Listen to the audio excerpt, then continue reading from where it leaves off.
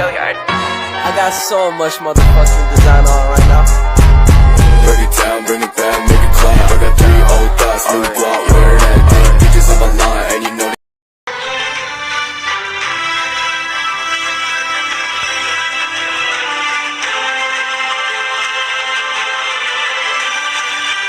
Indonesia merupakan salah satu negara demokrasi terbesar di dunia dengan jumlah penduduk lebih dari 215 juta jiwa.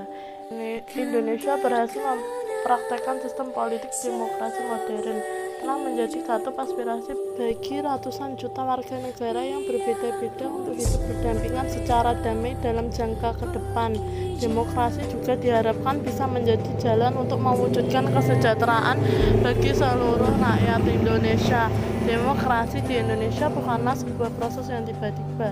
Pencapaian demokrasi di Indonesia telah melalui proses panjang yang menggiring jatuh dan bangunnya negeri ini. Demokrasi di Indonesia semakin tertata dengan diselenggarakannya pemilu pada tahun 2004. Dalam konteks ketatanegaraan dilakukan reorganisasi di tingkat lembaga tertinggi negara yaitu MPR dengan mengubah sistem menjadi bicameral. Tanah air ku tidak kulupakan,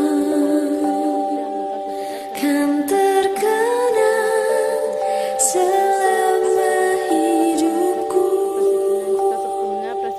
Biarpun saya pergi jauh, tidak akan hilang dari kalbu. Tahun 2004 yaitu pemilu legislatif yang diselenggarakan pada tanggal 5 April 2004, pemilu presiden putaran pertama yang diselenggarakan pada 5 Juli 2004, dan pemilu presiden putaran kedua yang diselenggarakan pada tanggal 5 hingga 20 September 2004. Pemilu legislatif tahun 2004 diikuti oleh 24 partai politik dengan Partai Golkar sebagai peraih suara terbanyak. Sementara itu pemilu presiden putaran pertama diikuti oleh 5 pasangan calon presiden yang akhirnya mengerucut menjadi 2 pasangan. Pada putaran kedua pemilu, hasil pemilihan putaran kedua ini akhirnya pasangan Susilo Bambang Yudhoyono dan Yusuf Kala menjadi presiden dan wakil presiden. Keberhasilan bangsa Indonesia dalam menyelenggarakan pemilu secara negeri ini menjadi negara demokrasi terbesar ketiga di dunia setelah Amerika Serikat dan India. Akan tetapi keberhasilan ini bukanlah tanpa kritik. Demokrasi di Indonesia, para calon sangat berlomba untuk membeli suara rakyat untuk mendapatkan simpati atas pilihan rakyat. Hal ini sekaligus mengubur calon-calon yang kredibel untuk mencalonkan diri sebagai wakil rakyat maupun pemimpin dalam jangka panjang.